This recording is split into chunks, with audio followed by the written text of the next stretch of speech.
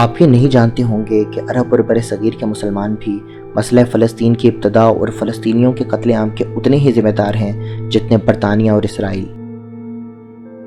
عرب، اسرائیل، برطانیہ اور بر صغیر کے تاریخی واقعات پر روشنی ڈالنے سے پہلے میں آپ کو یہ بتاتا جاؤں کہ گزشتہ 10 روز سے ہونے والے ہنگاموں میں 28 سے زائد فلسطینی شہید اور 500 سے زائد زخمی ہو چکے ہیں۔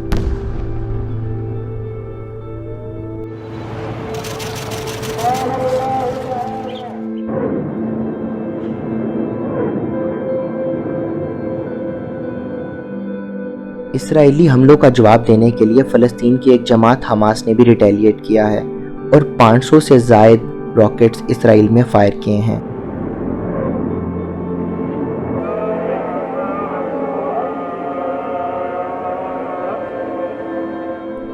سائنسی اعتبار سے اسرائیل دنیا کے نہایت ترقی یافتہ ممالک میں شامل ہے۔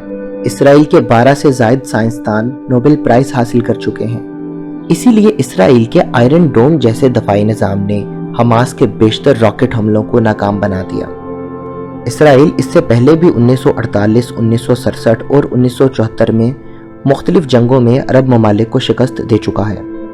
پچھلے سالوں کی طرح اس بار بھی لیلۃ القدر اسرائیلی پولیس اور مسجد اقصیٰ میں عبادت کے خواہش مند ہزاروں فلسطینیوں کے درمیان جھڑپوں میں بیت گئی۔ اب بات کرتے ہیں 10 جون 1916 کی۔ تب سلطنت عثمانیہ جیسی بھی تھی قائم تھی اور بیت المقدس مسلمانوں کے پاس تھا۔ اس روز شریف مکہ اور برطانیہ کے لیفٹیننٹ کرنل ہنری مک مین کے درمیان ایک معاہدہ ہوا، جس کے نتیجے میں عربوں نے سلطنت عثمانیہ کے خلاف بغاوت کر دی۔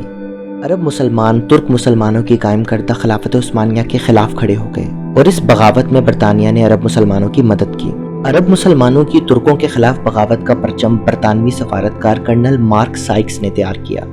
مارک سائکس صہیونی یہودیوں کے بہت قریب تھے اور جس اعلان کے نتیجے میں اسرائیل قائم کیا گیا، اس اعلان کو حقیقت بنانے میں کرنل صاحب کا بڑا اہم کردار تھا۔ عرب بغاوت میں بنایا گیا کرنل سائکس کا وہ پرچم آج بھی فلسطین، مصر، اردن، سوڈان، کویت، امارات، شام، لیبیا اور یمن کا قومی پرچم ہے۔ خیر، واپس چلتے ہیں 1916 میں۔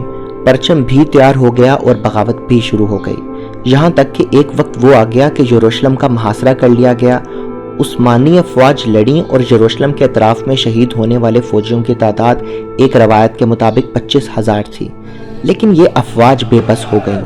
ترک مسلمانوں کی اس پسپائی اور بے بسی کی بہت سی وجوہات ہیں۔ یہاں پر 2 وجوہات کا ذکر میں آپ کے ساتھ ضرور کروں گا۔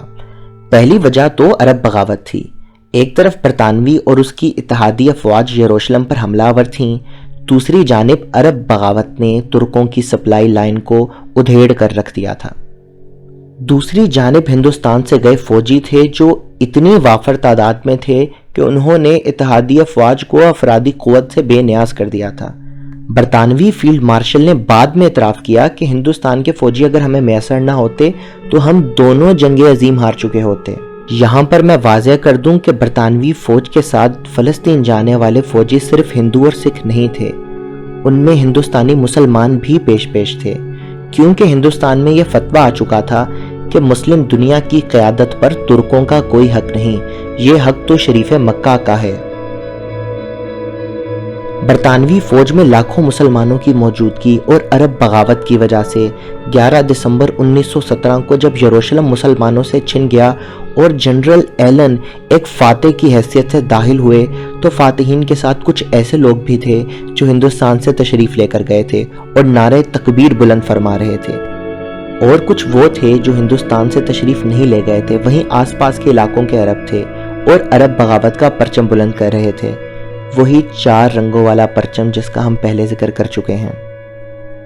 شریف مکہ حجاز کے حاکم بنے اور بادشاہ حجاز کہلانے لگے، تاہم ان کا خیال یہ تھا کہ یہ منصب ان کے لیے ناکافی ہے، انہیں تو اب سارے عرب کا بادشاہ ہونا چاہیے۔ خلافت عثمانیہ کا خاتمہ ہوا تو انہوں نے خود کو خلیفہ قرار دے ڈالا۔ خلافت عثمانیہ سے غداری کے بعد برطانوی حمایت یافتہ شریف مکہ نے پورے چاؤ سے عرب پر حکومت کی، لیکن کچھ عرصے بعد ہی جلا وطن ہو گئے اور مر گئے۔ اتفاق دیکھیے کہ عرب بغاوت کے ذریعے یروشلم سے مسلمانوں کے اقتدار کے خاتمے کی راہ ہموار کرنے والا یہ شخص یروشلم ہی میں دفن ہے۔ کیا عجب کہ اس کی روح راتوں کو مسجد اقصیٰ کے نواح میں بھٹکتی ہو اور دیکھتی ہو کہ میرے نامہ اعمال نے مسلمانوں کو آج کیا دن دکھائے ہیں۔ شریف مکہ کی موت کے بعد ان کا بیٹا عبداللہ اردن کا بادشاہ بنا۔ ایک روز بادشاہ سلامت مسجد اقصیٰ میں داخل ہوئے تو ایک فلسطینی نے 3 گولیاں ان کے وجود میں اتار دیں۔ وہ موقع پر جاں بحق ہو گئے۔ یہ مسجد اقصیٰ قانونی طور پر آج بھی اردن ہی کے زیر انتظام ہے، لیکن اردن کے بادشاہ بے بسی کی تصویر بنے ہوئے ہیں۔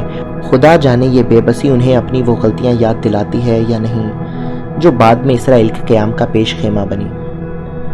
قصور سلطنت عثمانیہ کا تھا یا عرب بغاوت والوں کا، یہ ایک الگ بحث ہے، لیکن اس میں کوئی دوسری رائے نہیں کہ اسی بغاوت نے یروشلم سے مسلمانوں کا اقتدار ختم کرانے میں اہم کردار ادا کیا تھا۔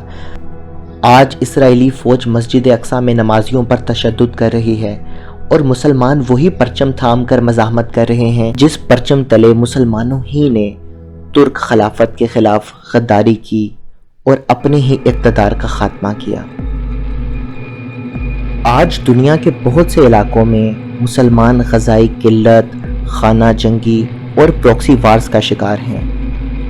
یمن کے 2.5 لاکھ مسلمان اس خانہ جنگی کا شکار ہو چکے ہیں جو مسلمان عرب ممالک کی جانب سے شروع کی گئی تھی۔ پاکستان عرب ممالک سے امداد لینے کی وجہ سے یمن کے معاملے پر خاموش ہے۔ اب صرف مذمت سے کام نہیں چل سکتا۔